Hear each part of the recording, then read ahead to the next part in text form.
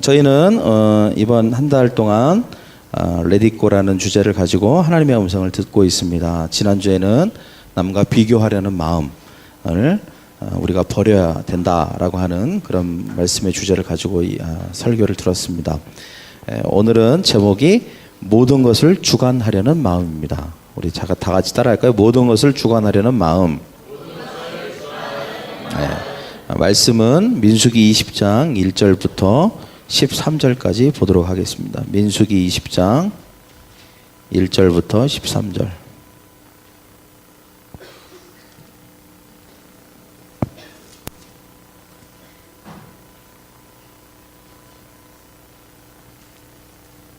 민수기 20장 1절부터 13절.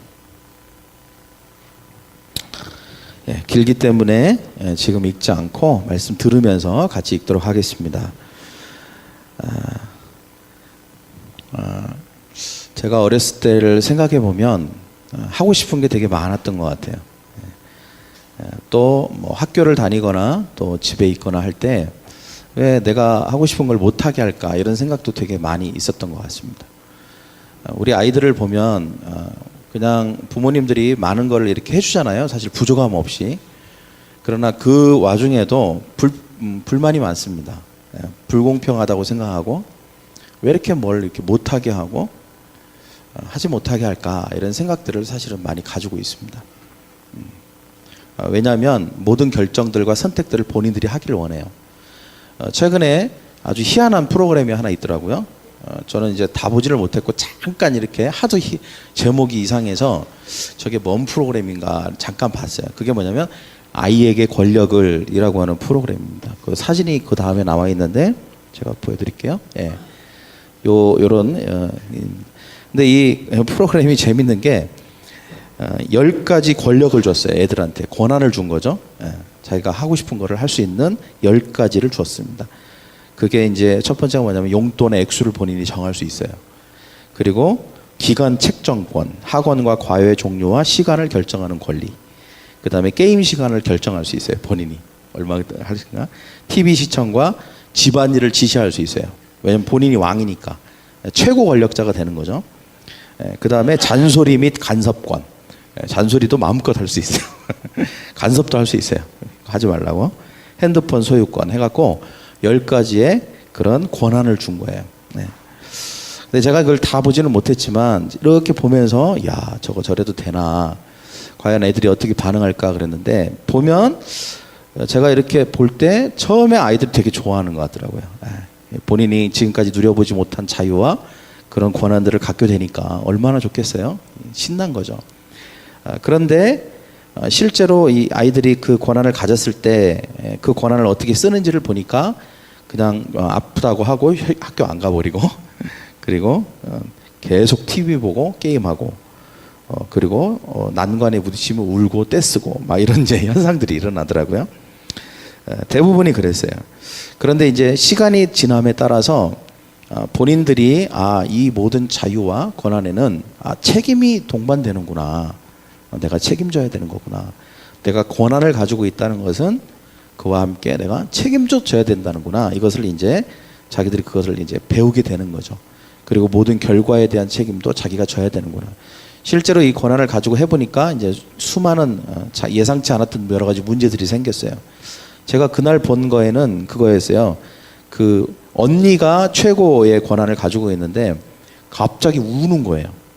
왜 우니? 엄마가 물어보니까 동생이 어질렀는데 그전에는 엄마가 잔소리를 하면 동생이 치웠다는 거예요. 근데 엄마가 이제 권한이 없잖아요. 잔소리할 권한도 없거든요. 이제 모든 권한은 본인이 가져갔으니까. 그러니까 엄마가 잔소리를 안 하니까 이 동생이 안 치우는 거예요. 그냥 어지르기만 하고. 그러니까 자기가 매 계속 쫓아다니면서 치우기만 하는 거예요. 그러니까 자기가 보니까 자기는 편할 줄만 알았는데 계속 동생 속된 말로 시다발이라고 그래갖고 계속 뒤치다거리를 하고 있는 거예요. 계속 그 치우고 다니고. 그러니까 자기가 너무 힘든 거야. 그건 계속 하고 다니는 게 힘들고 너무 짜증이 나고 스트레스가 받는 거예요. 그러니까 혼자 막 우는 거예요.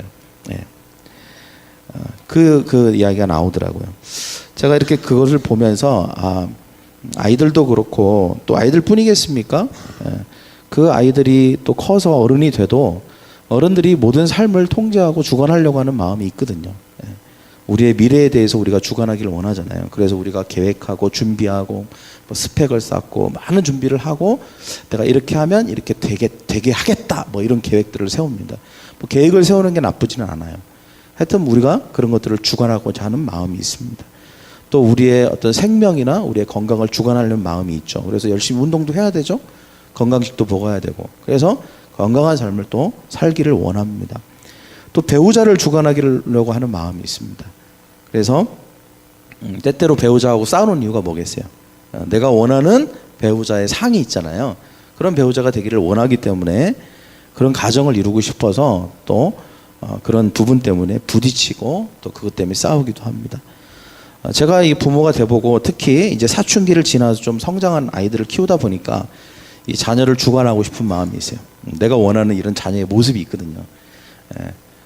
그러니까 기대치가 높잖아요. 그래서 특히 이제 제가 또 목사다 보니까 공부도 잘해야 되고 신앙도 엄청 좋아야 되고 전도도 최고 잘했으면 좋겠고 막 이렇게 원하는 게 많아요, 되게. 근데 그거에 못 미치고 또 그러다 보면 실망도 하고 때때로 그걸 안 해주려고 할 때는 어떻게 합니까? 막 보복하죠, 제가. 용돈도 안 주고 컴퓨터도 끊는다고 맨날 협박하고 실제로 제가 컴퓨터를 뭐 저기 현관 밖에다 갖다 놓기도 하고 막 심각하게 또 그렇게 충돌이 일어나기도 합니다. 그러니까 서로가 서로의 삶을 주관하고 싶어 해요. 물론 어린 아이들은 별로 권한이 없기 때문에 다른 방법으로 이렇게 반항을 하거나 아니면 말을 안 듣거나 이런 방법을 하지만 여전히 아이들도 자기의 삶을 주관하고 싶어 합니다. 자기 마음대로 하고 싶은 거예요. 예? 게임 시간도 자기가 정하고 싶고 학교 가기 싫으면 안 가고 싶고 뭐 그런 거 있잖아요. 예. 이렇게 보면 사람들의 속성 안에는 이렇게 모든 삶을 통제하고 주관하고 내 마음대로 하고 싶고 모든 것을 내가 선택하고 싶은 그 본성이 우리 안에 다 있습니다. 예. 그러나 제가 이번 주에 이렇게 기도를 하고 또 이번 주에 이렇게 앉아서 이런저런 생각을 하다가 제가 그런 생각이 들었어요. 과연 내가 내 삶을 다 주관할 수 있을까? 물론 어떤 영역은 해야 되죠. 열심히 준비도 해야 되고 노력도 해야 되지만 인생을 볼 때 내가 주관할 수 없는 영역이 참 많아요. 제가 어제 신방을 하는데 우리 집사님 한 분 중에 저 멀리서 직장 다니시는 분이 있는데 교통사고가 났어요. 근데 제가 봤을 때 큰 사고예요. 큰 사고. 왜냐하면 그 운전자가 여잔데 아예 앞에를 못 보고 그냥 핸드폰 같은 거 꺼내면서 그냥 직진했거든요. 그러니까 사람을 제대로만 정으로 쳤으면 이거는 중환자감이거든요. 근데 실제로 그렇게 쳤어요. 쳤는데 너무 감사한 게 이 집사님이 감지를 한 거야. 이게 이쪽에서 차가 온다는 걸. 그래갖고 페달을 그 순간 빡 하고 세게 밟은 거야. 그래갖고 아슬아슬하게 사람을 친 게 아니라 그 뒤에 바퀴를 팡 하고 친 거야. 그래갖고 그냥 살았어요. 네? 그래갖고 막 감사하대요. 제가 어제 가서 막 감사하다. 막 다행이다. 다친 데 없다. 요 앞에 앉아 있죠. 감사한 일이에요. 제가 상상을 해봤어요. 물론 그런 상상을 하면 안 좋지만 만약에 정으로 맞았으면 어떻게 됐을까. 이야, 끔찍하다. 분명히 지금 기부스 목부터 그냥 허리까지 하고 이렇게 있을 수도 있잖아요. 그거 어떻게 뭐 얼마 전에 무슨 큰 방화 사고도 났는데 우리의 인생에 이렇게 사건 사고 우리가 어떻게 마음대로 할 수가 없어요. 사건 그만 스탑 이렇게 한다고 이렇게 안 오는 것도 아니고 그리고 위험한 일들도 굉장히 많이 있습니다. 예상치 못한 불행들 이런 것들을 우리가 마음대로 주관할 수 없다. 건강도 우리가 최선을 다해서 관리는 해야 되지만 건강을 우리가 마음대로 주관할 수가 없어요. 어느 날 갑자기 찾아오는 질병 어떻게 할 수가 없더라고요. 그죠? 또 제가 곰곰이 생각해보세요. 저 되게 건강 안 해 보이잖아요. 여러분 생각할 때 건강 걱정하시죠? 근데 또 저는 제 건강에 대해서 저도 걱정해요. 관리를 해야 된다고 생각하는데 제가 얼마 전에 이렇게 고혈압약 임상 실험을 한번 참여했어요. 왜냐하면 저도 제 몸이 걱정이 돼서 좀 권위 있는 의사 선생님 좀 만나서 제 몸에 대해서 들어보고 싶은 거야. 그래서 그냥 따로 또 예약을 하고 그러면 돈이 많이 드니까 이렇게 이참에 고혈압약 임상 실험에 참여해서 공짜로 한번 해보자. 그래서 혈액을 다 뽑고 초음파 검사도 하고 그걸 다 공짜로 해주는 거야. 임상 실험에 참여하니까 한 달에 한 번만 가면 돼요. 그리고 고혈압약도 공짜로 주고 좋더라고요. 그리고 충남대에서 가장 권위 있는 심장의학과 교수하고 1대1로 면담할 수 있어요. 그것도 순서를 기다리지 않아도 돼요. 바로 그냥 직항으로. 그냥 중간에 껴들어서 들어가는 거예요. 아, 흥분이 되는 거예요. 제가 왜냐면 평상시 좀 건강이 안 좋다고 생각하고 있으니까. 그래서 만나서 얘기를 했는데요. 혈관 검사, 그 혈액 검사에 다 나오잖아요. 저한테 그러는 거예요. 정상이래요, 다. 다 정상이래요. 고지혈도 정상이고요. 콜레스테롤도 정상이고요. 다 정상이에요. 그런 거예요. 제가 믿어지지가 않는 거예요. 다른 사람하고 바뀐 거 아니에요? 근데 옆에 내가 아는 목사님하고 같이 갔는데 매일 운동하시는 분이에요. 한두 시간씩. 근데 그분한테는 고혈압이, 콜레스테롤이 너무 높아요. 고지혈증이 있으세요. 위험하세요. 그러는 거예요. 그래갖고 우리 둘이 더 믿어지지가 않는 거예요. 이게 바뀐 것 같다, 분명히. 근데 아니라는 거예요. 그래서 제가 물어봤어요. 제가 이런 증상, 이런 자각 증상이 좀 있는데 뭡니까? 그랬더니 그 의사님이 뭐라면 그거는 어떤 아스피린 같은 걸 먹어서 그렇다는 거예요. 몸이 안 좋아서 그런 게 아니라. 그러니까 그 약을 먹지 말래요. 그래서 안 먹었더니 괜찮은 거예요. 근데 얼마 전에도 제가 현기증이 좀 있었어요. 그래서 현기증 있으면 되게 찾아보잖아요. 인터넷 엔드라이브. 그러면 거기에 뭐 뇌졸중, 전조증상 이런 거 나오거든. 무서워요. 근데 제가 이번 가서 물어보리라. 내 이 현기증 가끔 있는 거 뭔가 물어보리라. 그래서 물어봤어요. 그랬더니 의사님이 뭐냐면 혹시 물 많이 드세요? 그러더라고요. 저 물을 잘 안 먹네. 아, 그거 물 안 먹어서 그런 거예요? 그런 거예요. 그래갖고 그 다음부터 물을 먹었더니 안 그런 거예요. 깨끗한 거예요. 그런 현기증 증상이 없는 거예요. 아, 그래서 너무 감사하더라고요. 하여튼 제가 왜 이런 얘기를 하냐면 건강도 내 맘대로 주관할 수가 없어요. 다행이긴 하죠. 제가 건강하다니까. 관리만 잘하면 오래 살 것 같아요. 제가 이렇게 건강 안 할 것 같고 금방 쓰러질 것 같이 생겼어도 괜찮대요. 혈관 깨끗하대요. 여러분의 기도 덕분입니다. 그래서 제가 그 옆에 있는 목사님한테 그랬어요.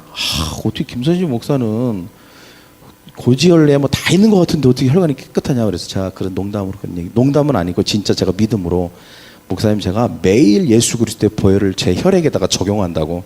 예수 그리스도의 보혈로 깨끗해져라. 고지혈은 사라져라.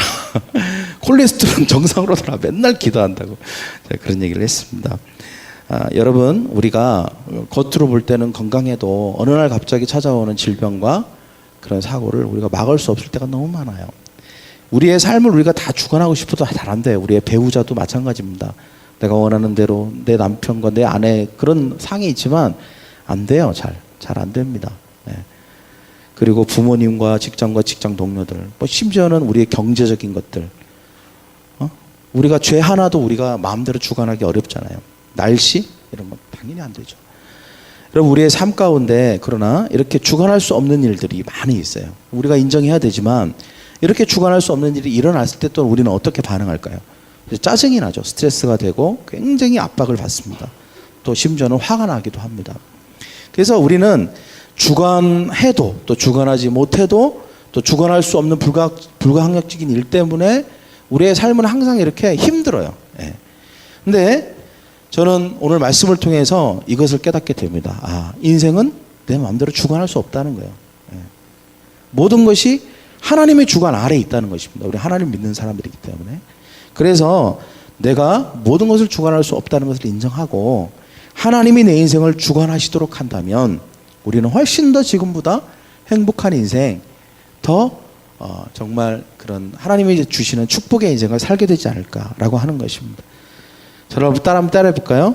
내가 주관하고자 하는 마음을 좀 버리고 하나님이 모든 것을 주관하시게 해야 한다. 네. 이것을 위해서 오늘 말씀은 세 가지를 얘기하고 있어요. 첫째는 우리는 하나님의 말씀을 들어야 한다라고 하는 것입니다.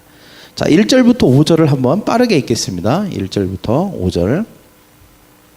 네. 다시요. 1절부터 5절. 돌려주세요. 네. 소영아? 네. 1절부터 5절. 시작. 첫째 달에 이스라엘 자손 곧 온 회중이 신 광야에 이르러 백성이 가데스에 이르더니 미리암이 가서 죽음에 거기서 장사되니라. 회중이 무리 없으므로 모세와 아론에게로 모여드니라. 백성이 모세와 다투어 말하여 이르되 우리 형제들이 여호와 앞에서 죽을 때에 우리도 죽었더라면 좋을 뻔하였도다. 너희가 어찌하여 여호와의 회중을 이 광야로 인도하여 우리와 우리 짐승이 다 여기서 죽게 하느냐? 너희가 어찌하여 우리를 애굽에서 나오게 하여 이 나쁜 곳으로 인도하였느냐? 이곳에는 파송할 곳이 없고 무화과도 없고 포도도 없고 석류도 없고 마실 물도 없도다. 네. 오늘 여기에 나오는 이스라엘 백성들은 우리의 삶을 내가 주관하지 못했을 때 우리가 어떻게 되는지를 잘 보여주고 있죠. 네. 뭐 짜증이 나고 화가 나고 뭐가 없고 그러잖아요. 없는 게 많고 내가 어떻게 할 수 없을 때 우리는 화가 납니다. 근데 오늘 두 가지 크게 주관하지 못하는 일이 생겼어요. 첫째는 미리암이 죽었다 그랬습니다. 여러분 우리가 생사를 주관할 수 있습니까? 네. 살고 죽는 거 우리 마음대로 안 됩니다. 네. 우리가 매일매일 눈 뜨고 살고 있으니까 내 생명을 내가 딱 붙들고 있는 것 같죠. 그리고 내일도 당연할 것 같죠. 내일도 그냥 당연히 아침에 눈 뜨고 살 수 있을 것 같죠. 그렇지 않아요. 여러분 한번 중환자실에 한번 가보십시오. 장례식장에 한번 가십시오. 예. 거기에는 16, 17살 애들이 장례식 치르는 경우도 많아요. 심지어는 아주 어린 아이들도 장례식을 하고 있습니다. 우리가 그냥 늘 이렇게 매일매일 하루하루를 그냥 당연하게 살고 있는 사람들만 보니까 생과 사를 내 마음대로 주관할 수 있을 것처럼 착각이 돼요. 그렇지만 안 그렇습니다. 여기 성경에 보니까 미리암이 죽음에 그랬어요. 내 생과 사를 주관할 수 없는 일이 생긴 거예요. 생과 사를 주관할 수 없는 일이 생겼습니다. 또 하나 큰 문제가 생겼습니다. 그게 뭐냐? 회중이 물이 없으므로 지금 60만 명 아니 더 200만 명이나 되죠. 이 엄청난 백성들이 지금 어디에 가 있습니까? 신광야라고 하는 사막에 딱 떨어져 있는 거예요. 그런데 먹을 물이 없어요. 자, 먹을 물이 없다. 이것은 죽을 수 있다는 거거든요. 죽을 수 있다는 것입니다. 심각한 문제예요. 그러니까 어떻게 합니까?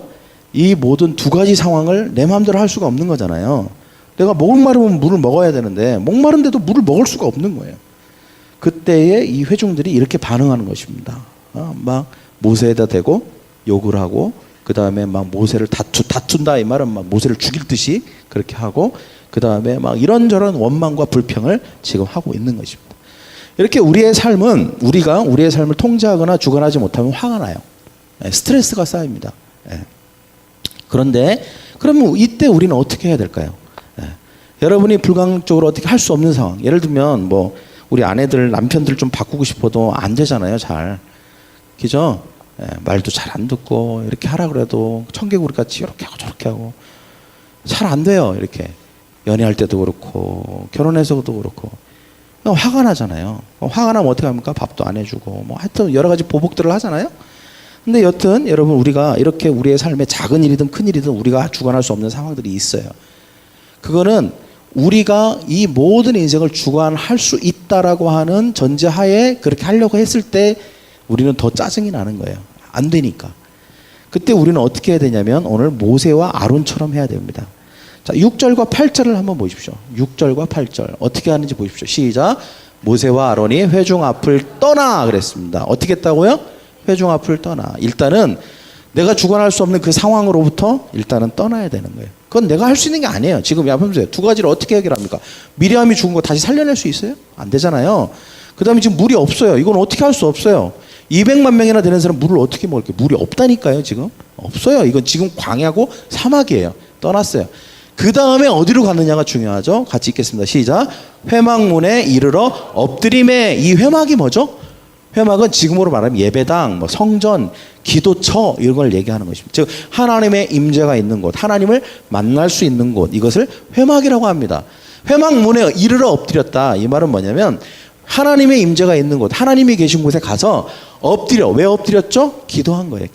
기도한 겁니다. 하나님께 구한 거예요. 하나님, 지금 내가 내 삶을 주관할 수 없는 이런 엄청난 문제들이 지금 일어났습니다. 내 동생은 죽었고요.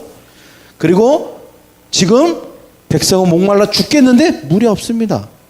하나님 어떻게 하면 좋겠습니까? 나에게 이것을 극복할 수 있는, 이 장애물을 해결할 수 있는 방법을 좀 가르쳐 주세요. 맞겠습니까? 네. 그래서 기도했다라고 하는 것입니다. 저는 여러분 우리가 우리의 삶을 주관하려고 하면 내가 그 사람을 바꾸려고 합니다. 내 경험, 내 생각, 그리고 내 계획으로 그 상황을 바꾸려고 하고, 그리고 사람이라면 그 사람을 바꾸고 싶어요. 자녀면 자녀, 아내면 아내, 남편이면 남편. 근데 여러분, 안 돼요. 사람 하나도 내 마음대로 주관이 안 된다고요.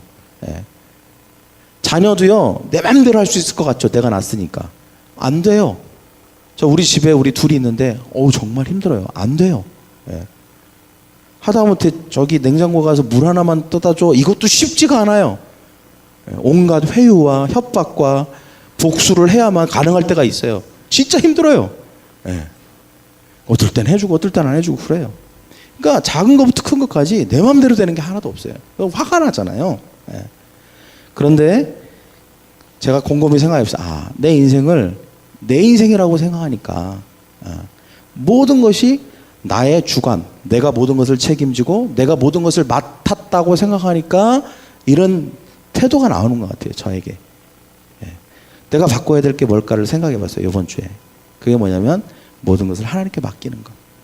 내가 책임질 수 없더라고요. 솔직히 제가 자녀들에 대한 책임감을 가져야 되는 건 맞아요. 그래서 아이들을 사랑으로 돌봐줘야 되고 학교도 보내야 되고 먹을 것도 해줘야 되죠. 그러나 곰곰이 잘 생각해 보면 그것도 어느 한계까지예요. 어느 정도까지지 내가 내 자녀의 인생을 어떻게 다 책임질 수 있겠어요. 어차피 저는 또 나이 먹으면 또 하나님 불러가실 거잖아요. 그 위에 인생도 책임질 수 없고 얘가 직업을 구하는 문제, 이런 모든 문제는 본인이 스스로 선택할 수 있도록 돕는 역할만 할 뿐이지 책임질 수 없어요. 모든 걸 다 주관할 수 없겠더라고요. 그래서 필요한 게 있다고 생각했어요. 그게 뭐냐? 내가 내 인생을 다 주관할 수 없다. 이것을 인정하는 거예요. 그렇다면 인생을 주관하는 존재가 있을까? 하나님이죠. 이 세상을 만드셨으니까. 그렇다면 인생을 주관하시고 다스리는 그 하나님께 이 모든 것을 맡겨야 된다는 거예요. 여러분, 오늘 아론과 모세가 가지고 있는 태도입니다. 불가항력적인 두 가지 문제가 일어났어요. 모세는 항상 이런 문제 앞에서 자기가 모든 것을 통제하고 주관하려고 하는 것보다는 습관적으로라도 일단 어떻게 합니까? 하나님 앞에 무릎을 꿇고 나가는 거예요. 하나님, 이거 하나님이 도와주셔야 됩니다. 하나님이 이 문제의 주관자가 되십니다. 이거 내가 책임질 수 없습니다. 주님이 도와주세요. 여러분, 기도하는 사람이 바로 내 인생을 내가 주관하는 사람이 아니고 하나님이 주관하신다는 것을 표현하고 인정하는 사람의 특징이라고 할 수 있습니다. 그래서 여러분, 우리는 기도로 나가야 될 줄 믿습니다. 할렐루야. 그리고 또 우리가 왜 말씀을 듣고 큐티를 하고 오늘 아침 얘기했지만 왜 말씀을 읽어야 될까요? 역시 내 인생을 내 생각과 내 경험으로 할 수 없어요. 하나님이 주관해 주셔야 돼요. 하나님이 가르쳐 주셔야 된다고요. 모세가 똑똑한 사람입니다. 여러분, 왕자였어요. 애굽의 왕자. 어렸을 때부터 전 세계에 있는 좋다는 책과 그리고 모든 지식을 다 섭렵한 사람입니다. 그런데도 광야에서는 물을 낼 수가 없어요. 안 되는 거예요. 힘든 거예요. 죽음의 문제는 안 되는 거예요. 여러분, 우리가 살다 보면 아무리 IQ가 180, 200이 돼도 안 되는 문제가 수두룩합니다. 수두룩해요. 그때 우리가 필요한 게 뭔지 아세요? 겸손이에요. 겸손. 하나님, 내 인생을 내가 주관하지 않겠습니다. 하나님이 주관해야 됩니다. 그러니 주님 도와주세요. 그게 기도하는 사람입니다. 그게 말씀 읽고 예배하는 사람의 특징이라고 할 수 있습니다. 그런 저와 여러분이 되기를 원합니다. 항상 하나님 앞에 나아가 내가 무엇을 해야 되는지를 여쭈는 거예요. 그리고 그분의 말씀을 듣고 그대로 하는 것입니다. 여러분, 가정을 꾸려갈 때, 또 배우자를 만날 때, 아이들을 양육할 때, 집을 구입하거나 자동차를 구입하거나 어떤 사업을 계획하고 있을 때, 돈을 관리할 때, 영적인 삶을 추구하거나 사역을 할 때, 모든 경우에 여러분이 주관하려고 하지 마십시오.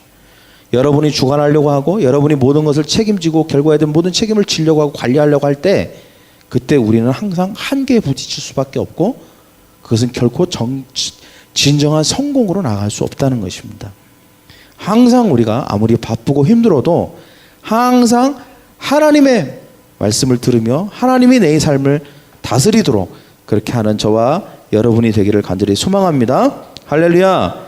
자, 그러면 두 번째, 그 다음에 우리가 하나님의 음성을 들었다면 어떻게 해야 될까요? 같이 읽겠습니다. 시작. 우리는 하나님의 말씀에 순종해야 합니다. 자, 하나님이 이제 내 삶을 내가 주관하지 않으려고 하나님께 물어보잖아요. 그러면 하나님은 항상 말씀을 해주십니다. 자, 오늘도 자 한번 잘 생각해 보십시오. 내가 내 삶을 주관하지 않는다는 것은 아무것도 안 한다는 게 아니에요. 항상 뭔가를 해요. 그러나 내가 내 생각으로 하는 것과 하나님이 주신 생각과 방법으로 하는 것과는 완전히 다른 거죠. 오늘도 내가 내 삶을 주관하지 않기로 결정하고 하나님께 물었을 때 하나님이 모세와 아론에게 방법을 가르쳐 주시는 거예요. 그게 뭐였냐면 오늘 이 말씀입니다. 같이 한번 읽어볼까요? 그 다음 시작. 모세가 그 명령대로 여호와 앞에서 지팡이를 잡으니라. 모세와 아론이 회중을 그 앞에 모으고 모세가 그들에게 이르되 반역한 너희들이여 우리가 너희를 위하여 이 반석에서 물을 내랴 하고 모세가 그의 손을 들어 그의 지팡이로 반석을 2번 치니 물이 많이 솟아나오므로 회중과 그들의 짐승이 아니라. 자, 여기 성경에 보면 하나님께서 뭐라고 얘기하시냐면 반석에게 말하여 물을 내라. 반석에게 말하여 물을 내라. 이렇게 주님이 말씀하십니다. 성경에 보면. 그래서 이제 이 말을 이제 듣게 되잖아요. 반석에게 명하여 물을 내라. 이게 이제 하나님이 하시는 방법이에요. 근데 이 말에는 굉장히 심오한 의미가 있습니다. 이게 뭐냐면 여러분 한번 생각해 보시죠. 이게 암벽이 있는데 암벽에다가 말을 하는 거예요. 물아 나와라. 여러분 이게 인간적인 방법입니까? 이건 초자연적인 방법입니까? 초자연적인 방법이죠. 뭐 굴착기를 사용하는 것도 아니고 다이너마이트로 폭발하는 것도 아니고 그런 거면 이제 우리 생각과 지식과 경험으로 하는 거지만 암벽에다 대고 물아 나와라 이런다고 물이 나온다고 보통 생각하지 않잖아요. 그러니까 하나님이 하시는 방법들은 우리가 상상하는 자연적인 게 아니라 초자연적인 게 굉장히 많아요. 좀 일반적이지 않는 것들이 있다는 거죠.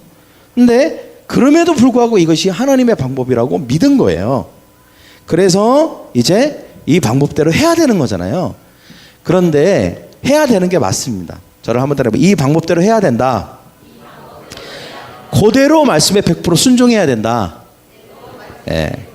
그러면 이게 내가 주관하지 않고 하나님의 방법대로 하라고 했기 때문에 우리는 성공할 수 있어요.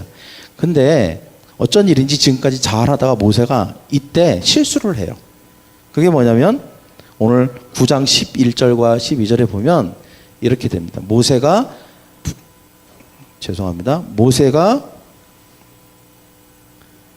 그의 손을 들어 그의 지팡이로 반석을 2번 치니 분명히 반석에게 명령하라고 그랬는데 다른 거를 하는 거예요. 그게 뭐예요?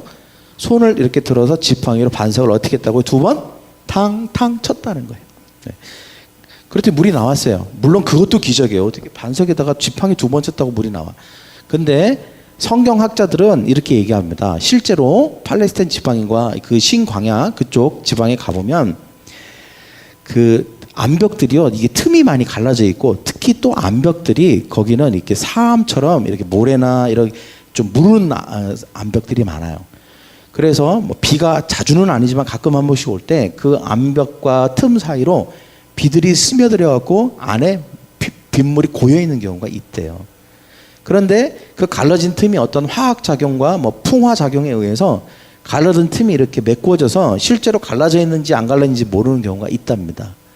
근데 이런 목자들은 그걸 잘 안 돼요. 목자들은 이렇게 보고 여기가 지금 암벽이 갈라져 있었는데 원래는 물이 스며들었고 지금은 이렇게 매끄럽게 돼 있지만 여기를 톡톡 치면 물이 여기서 나올 수 있다. 이것을 안다는 거예요. 경험에 의해서.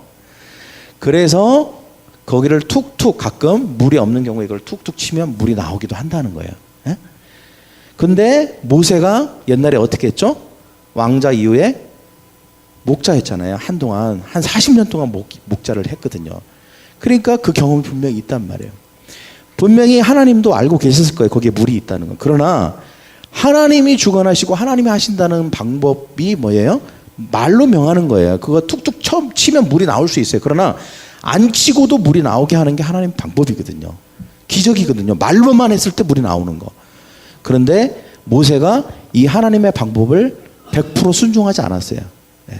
그 암벽에서 물을 내라라고 하는 것까지는 받아들였지만 방법적인 부분에 있어서는 말로 한 게 아니라 어떻게 했다는 거예요?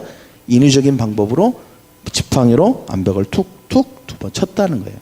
그러나 그 칠 때에는 자기가 어떤 생각을 가지고 있었습니까? 내가 이렇게 하면 물이 나올 거야. 내 경험상. 내가 예전에 해봤었지. 이게 있었다는 거예요. 네. 그래서 그렇게 한 거예요. 그래서 물이 나왔어요. 결과는 좋습니다. 뭐 하여튼 뭐 말로 하나 아니면 두 번 팡탕 치나 물이 나온 건 맞고 백성들은 좋아했고 기뻐했습니다.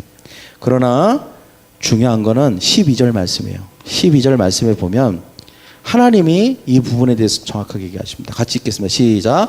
여호와께서 모세와 아론에게 이르시되 너희가 나를 믿지 아니하고 이스라엘 자손의 목전에서 내 거룩함을 나타내지 아니한 고로 너희는 이 회중을 내가 그들에게 준 땅으로 인도하여 드리지 못하리라. 청청병력 같은 이야기를 듣게 됩니다. 우리가 볼 때는 물론 큰 잘못을 안 한 것 같아요. 뭐 말로 하나 뭐 경험으로 하나. 근데 여러분 여기에는 굉장히 중요한 의미가 있어요. 결과적으로는 모세와 아론은 가나안 땅으로 못 들어가게 됩니다. 즉 이거예요. 너희는 거기까지만. 더 이상은 안 된다. 근데 이유가 두 가지였습니다. 하나는 나를 믿지 아니한 고로. 그 다음에 나의 거룩함을 나타내지 아니한 고로. 자, 우리는 어떤 문제에 대해서 내가 주관하지 않고 하나님 앞에 나아갈 수 있습니다. 기도할 수 있어요. 말씀을 들을 수 있습니다. 그리고 하나님의 음성을 들을 수 있어요. 그러나 거기서 끝나면 안 됩니다. 주님이 말씀하실 때 그 말씀을 100% 믿어야 돼요. 그리고 그 말씀대로 해야 됩니다. 그러나 여전히 거기에 어떤 여지가 있습니까? 거기에 내 생각이 또 개입이 되는 거예요. 내 경험이 개입이 되는 것입니다. 내가 100% 하나님께 모든 것을 맡기지 않고 내가 일부분 내가 내 삶을 주관하고 싶은 마음이 드는 거예요. 그 상황을 내가 통제하고 싶은, 다스리고 싶은 마음이 드는 거죠. 그래서 하나님께 100% 맡기지 못하는 것입니다. 여러분, 믿지 않는다는 것은 아예 듣지 않는 것도, 하나님 앞에 나아가지 않는 것도 믿지 않는 것이지만, 나아가서 듣되 그것을 100% 수용하지 않는 것도 믿지 않는 거예요. 왜? 일부분만 믿는 것은 믿지 않는 것입니다. 하나님이 정확하게 얘기하시는 거예요. 너희가 나를 믿지 아니한 고로. 안 믿은 게 분명하거든요.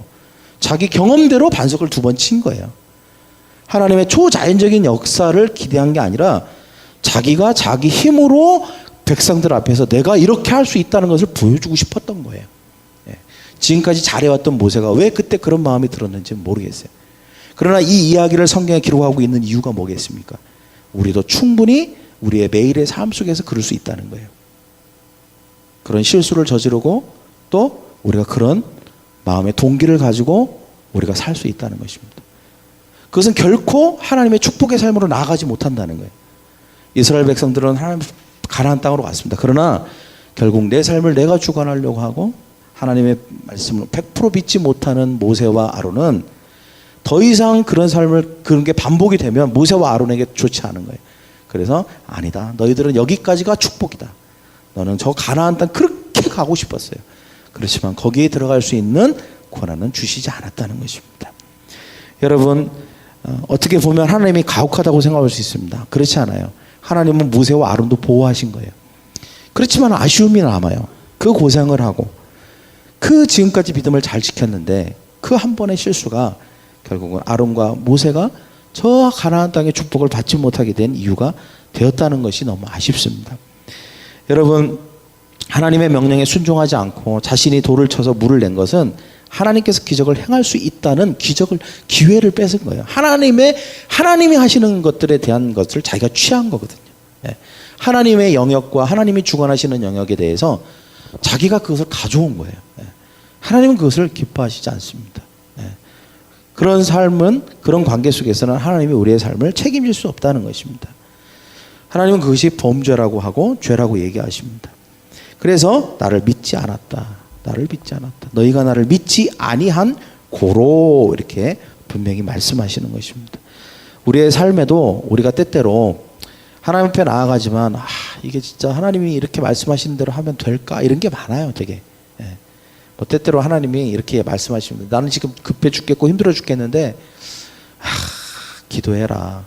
저 예전에 제가 항상 하는 얘기지만 우리 교회에 정말 너무너무 힘든 상황에 있었던 우리 성도가 있었잖아요. 근데 제가 이렇게 보니까 두 가지였어요. 하나는 그 문제를 놓고 하나님이 모든 것을 주관하시도록 기도하고 말씀 큐티를 했다는 거. 그 다음에 또 하나는 뭐냐면 그때 하나님이 말씀하시는 걸 100% 받아들였다는 거였어요. 제가 그때 제가 간증처럼 제가 자주 그때 했지만 뭐였냐면 지금 아이가 너무 아프고 앞으로 어떻게 될지 모르는 상황인데도 하나님이 그렇게 말씀하시는 거예요. 훈련 과정에 2박 3일 동안 아이를 두고 가라. 누가 보면 이거는 광신도고 이상한 거죠. 또 뭐 예를 들면 지금 아이 병원비도 많이 들어가고 그러는데 뭘 해라. 뭐 이렇게 하나님이 좀 이해하기 힘든 것들. 심지어는 제가 그렇게 해도 될까 싶을 정도로 제가 목사지만 제가 그렇게 안 해도 돼. 막 이렇게 제가 먼저 얘기했어요. 근데 저는 하나님이 그렇게 말씀하셨다면 그것이 잠깐 그렇게 할 수 있지만 더 엄청난 것을 주시기 위한 과정이라는 거잖아요. 실제로 제가 그걸 보면서 그걸 느꼈습니다. 결국 하나님이 다 치유하시고 완전히 회복하시고 그 과정에서 하나님이 이야기하신 것들이 비록 헌신이 요구되는 것지만 그게 아무것도 아닌 것처럼 되더라고요. 여러분, 우리가 당면한 여러 가지 문제들이 있습니다. 여러분 그렇죠? 앞으로 뭘 해먹고 살아야 되나? 어떻게 내 인생을 계획해야 되나? 여러분, 여러분의 인생 여러분이 주관할 수 없습니다. 저도 마찬가지고. 여러분, 하나님께 맡기는 저와 여러분 되기를 원합니다. 할렐루야. 말씀 읽고 기도하십시오. 그리고 주님이 뭔가 말씀하시면 그대로 한번 해보세요. 자꾸 여러분의 경험이나 계획을 개입시키지 마십시오. 그대로 100% 순종하십시오. 그때 하나님이 놀라운 일을 행하실 줄 믿습니다. 그 다음에 이제 세 번째가 굉장히 중요한데 그게 뭐냐면 세 번째는 하나님께 영광을 돌려야 돼요. 자, 모세가 했던 두 번째 실수는 뭐냐면 여러분 항상 이걸 알아야 돼요. 어떤 문제에 대해서 내가 주관하려고 하는 마음을 가지면 절대 우리는 하나님 앞에 나가지 않습니다. 기도도 안 하고요. 큐티도 안 하고 말씀도 안 읽고 예배도 드리지 않아요. 왜냐하면 다 내가 통제할 수 있다고 생각하거든요. 근데 살다 보면 절대 그렇지 않습니다. 네. 근데 여러분 결국은 이렇게 하다가 근데 여러분 이렇게 해서 내가 예를 들어서 내가 통제할 수 없구나. 내가 내 마음대로 주관할 수 없구나. 이것을 알고 하나님 앞에 나가서 주님께 구합니다. 어떻게 할까요? 도와주세요. 하나님 인도해 주세요. 구하잖아요. 주님이 말씀해 주십니다. 근데 말씀해 주실 때 내 경험과 내 생각이 들어가서 일부분이라도 내가 주관하려고 하는 마음을 갖게 되면 결과가 좋아도 결과가 좋을 수 있어요. 내가 주관하려는 마음을 갖는다고 결과가 다 나쁜 게 아니에요. 오늘 한번 성경을 보십시오. 내가 주관했는데도 물은 나왔어요. 그래요, 안 그래요? 내가 주관했는데도 물은 나왔다고요. 하나님이 주관해도 물은 나오고 내가 주관해도 물은 나와요. 여러분, 하나님이 하라는 대로 해도 재정적인 문제가 해결되고 그 다음에 좋은 직장 구할 수 있어요. 그러나 내 생각, 내 경험, 내 스펙으로도 가능할 수 있어요. 그것도. 그렇지만 차이가 있어요. 오늘 성경에 뭐라고 하고 있냐면 두 가지 차이가 있는 거예요. 하나는 우리는 내가 주관하려고 할 때 우리는 하나님을 믿지 않는 거예요. 그죠? 나를 믿는 거예요. 그 다음에 나를 믿었을 때 나오는 또 다른 결과가 있어요. 그 다음에 그 결과가 뭐냐? 하나님이 이렇게 말씀하시죠. 나의 거룩함을 드러내지 아니한 고로라고 했어요. 저를 한번 따라해 볼까요? 나의 거룩함을 드러내지 아니한 고로. 나의 거룩함 드러내지 않는 거예요. 실제로 여러분 내 생각과 내 경험이 들어갈 때 이렇게 주로 그런 사람들이 이렇게 얘기합니다. 오늘 모세처럼 얘기해요. 모세가 뭐라고 하는 줄 아세요? 우리가 너희를 위하여 이 반석에서 물을 내랴? 이렇게 얘기했어요. 우리가, 내가 너희를 위하여 이 반석에서 물을 내랴? 내가? 여기에는 하나님이 없는 거예요. 하나님이. 나와 너만 있고 나와 상황만 있는 거예요. 이게 뭐예요? 내가 주관하려고 하는 마음이 여전히 있는 거죠. 하나님께 나아가서 묻긴 물었어요. 기도는 했고 큐티는 했고 말씀은 들었고 예배는 드리지만 여전히 내 삶을 내가 주관하려고 하는 사람의 특징이 뭐냐? 내가. 그래서 항상 이렇게 얘기해요. 내 생각에는요. 내가 세운 계획으로는요. 내가 보기에는요. 내가 볼 때 이렇게 얘기해요. 네. 내가 주관하는 사람의 그 말의 특징이에요. 네. 그런 사람은 절대 하나님의 거룩함을 나타내지 않아요. 여기서 하나님의 거룩함을 나타내지 아니한 고로 이 말은 뭐냐면 하나님께 영광을 돌리지 않았다는 거예요. 자, 여러분 내가 해도 결과는 좋을 수 있어요. 하나님이 하라는 대로 했을 때 그것이 초자연적인 방법이고 이상한 방법이라도 결과는 좋을 수 있어요. 그러나 차이가 있어요. 내가 할 때는 내가 주관하는 거고 하나님이 하라고 하는 대로 하면 하나님이 주관하시는 거예요. 내가 해서 결과가 좋으면 나에게 영광을 돌려요. 내가 똑똑해서. 저를 따라볼까요? 내가 똑똑해서, 내가 능력이 있어서, 내가 건강해서, 내가 성격이 좋아서, 내가 준비를 잘했기 때문에, 내가 노력했기 때문에, 나. 그래서 자기를 막 엄청 칭찬해요. 어머, 난 너무 좋아. 난 너무 훌륭해. 자기를 칭찬해요. 그래서 여러분, 겉보기에는 하나님 앞에 나아가서 하나님이 내 삶을 주관하시는 것처럼 보이죠. 예배도 드리고 큐티도 하고 말씀도 듣고 기도도 하는 것 같지만 결국은 하나님을 믿는 것도 하나님의 영광을 돌리는 것도 아니에요. 오로지 나만 칭찬하고 나에게 관심이 있고 나를 사랑하고 요것밖에 없는 거예요. 그런 삶은 오늘 성경에 보면 가나안으로 들어가지 못했어요. 진짜 하나님의 놀라운 축복으로 가지 못한 거예요. 몇 가지 일은 잘 될 수 있지만 하나님이 준비하신 어마어마한 축복이 있잖아요. 그거를 거기까지 맛도 못 본 거예요. 거기는 거기 가지도 못했어요. 모세와 아론은. 그러나 만약에 모세와 아론이 정말 하나님이 하라는 대로 했고 내가 이 반석에서 물을 내랴 이렇게 얘기하지 않고 하나님이 나에게 명령하셨습니다. 이 반석을 향하여 명령하여서 이 반석에서 물을 내라고 하셨습니다. 이렇게 만약에 말했다면 분명히 모세와 아론은 이렇게 얘기했을 거예요. 하나님이 하셨습니다. 주님이 이 놀라운 초자연적인 기적과 이 모든 백성들의 목마름을 해결해 주셨습니다. 하나님께만 영광과 존귀를 돌립니다. 그랬을 때 결과는 똑같았지만 이 모세와 아론은 가나안 땅에 들어갔을 거예요. 하나님이 예비하신 놀라운 축복의 주인공들이 됐을 것입니다.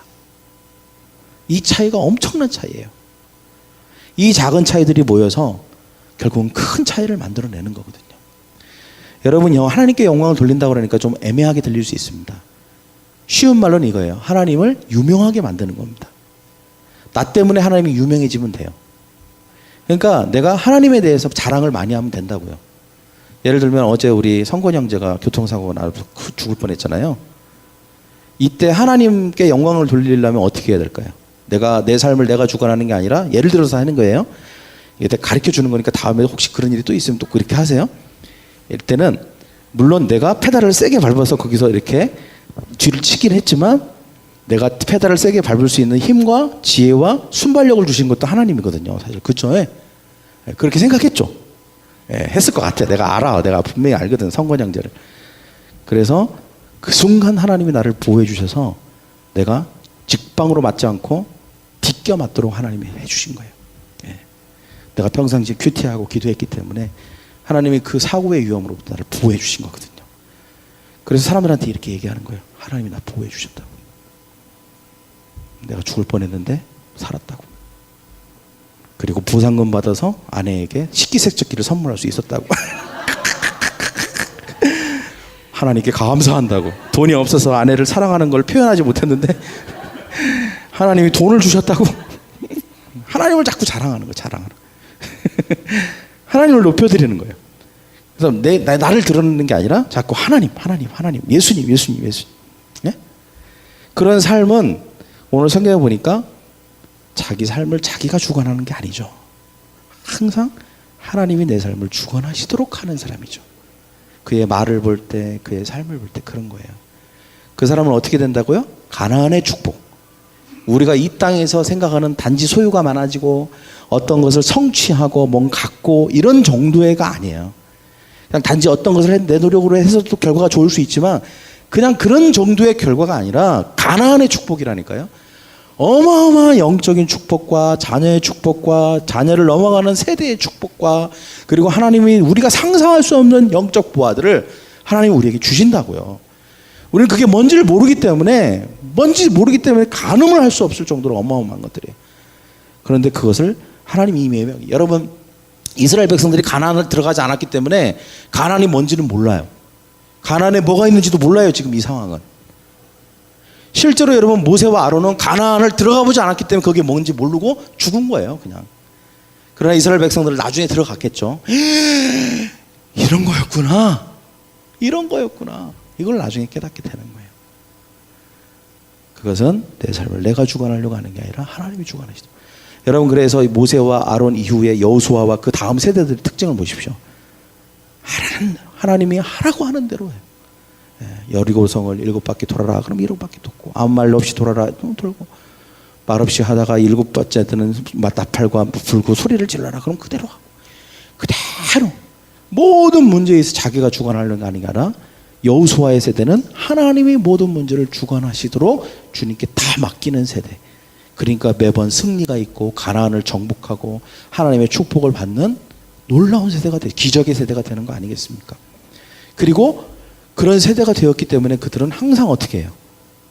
하나님을 믿는 세대였고, 그리고 그 믿음으로 말미암아 항상 하나님께 영광을 돌리는 세대였죠.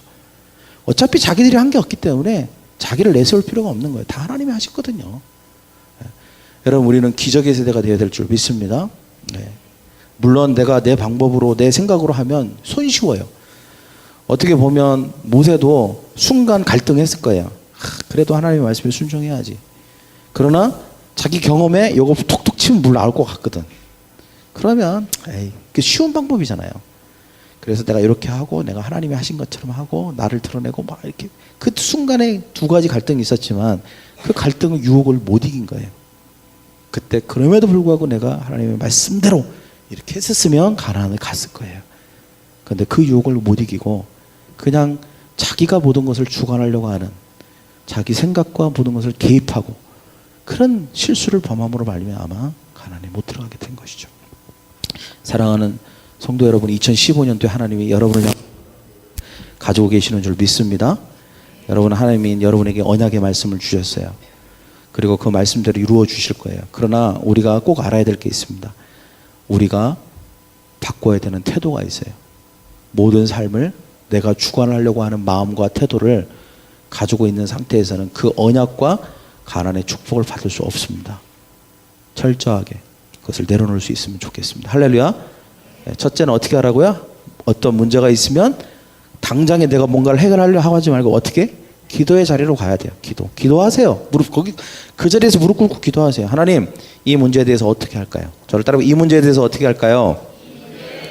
하나님 도와주세요. 그리고 말씀을 피는 거예요. 도와주세요 하고 말씀을 읽은 거예요. 읽으면 거기서 하나님이 뭔가 아이디어를 주시고 마음 감동을 주신다는 거예요. 아, 이렇게 하기를 원하시는구나. 그러면 그대로 한번 해보는 거예요. 유혹이 있어요. 내 방법대로도 하고 요거대로도 하고, 아, 이게 될까? 그렇지만 그 유혹을 뿌리치고 그대로 한번 해보는 거예요. 그랬을 때 물론 안 될 수도 있어요. 안 될 수도 있겠죠. 그렇지만 실망하지 않고 계속 하는 거예요. 계속. 그랬을 때 하나님이 초자연적으로 역사하시는 경험이 있어야 돼요. 그때 여러분이 알게 되는 거예요. 아, 하나님이 살아계시구나. 그리고 여러분 믿음이 자라게 되겠죠. 그리고 여러분이 그것이 반복이 되면 어떤 현상이 일어나냐면 하나님을 자랑할 수밖에 없어요. 하나님이 축복해 주셨다. 하나님이 이런 좋은 직업을 주셨다고. 하나님이 이런 사업을 하게 하셨다고. 하나님이 이런 건강을 주시고 이런 사고로부터, 위험으로부터, 질병으로부터 보호해 주셨다고. 자꾸 하나님을 자랑하는 사람이 돼요. 간증이라고 그래요, 그걸. 그래서 간증이 많은 사람이 내 인생을 하나님이 주관하시도록 하는 사람이에요. 내가 한 달을 살고 1년을 살았는데 할 말이 없다, 하나님에 대해서. 이 뭐냐? 내가 내 인생을 주관하고 살았다는 거예요, 1년 동안. 아니, 평생 그럴 수도 있어요. 그거는 하나님이 예비하신 놀라운 축복으로 갈 수 없습니다. 성도끼리 만나도 간증이 많아야 됩니다. 일주일 동안 떨어져 살다가 만나면 여러분 막 서로 간증할 게 많아야 돼요. 목사님, 그거 아시냐고. 윤희야, 그러면서 막 지연자매, 내가 세상 이번 주에 기도를 했는데, 그러면서 막 서로 얘기해야 돼요. 그럴 일이 많아지기를 원합니다. 그래서 막 여러분이 말하는 중에 하나님이 쟤네가 저렇게 나를 자랑하고 내가 쟤네 때문에 유명해지네. 그럴 때 끝난 거예요. 여러분 인생 끝난 거예요. 여러분 하나님이 그냥 사랑해 주시고 기뻐하시고 여러분 인생 확 높여주시는 거예요. 게임 끝. 하나님이 기뻐하시면 게임 끝. 여러분 옆에 있는 사람께 하나님이 기뻐하시면 게임 끝. 게임 끝난 거예요. 다 된 거 아니에요? 그런 삶을 사는 저와 여러분이 되기를 원합니다. 이 시간 같이 기도합시다.